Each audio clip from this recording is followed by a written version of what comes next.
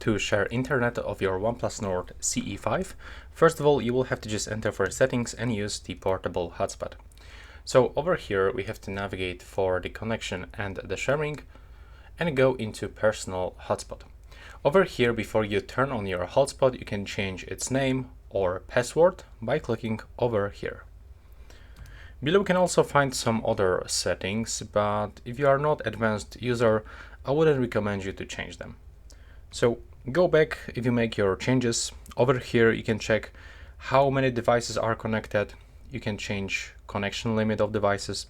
So for example, if you only want to allow like 2 devices to connect, you can for sure do this. And also you can set the data usage limit. So for example, let's say that you want to only share like 5 gigs of internet. Next, over here, there's the option that will turn off the personal hotspot after 10 minutes when there is no devices connected. So depends of your usage. But to turn it on, you have to just click here, then tap to turn it on.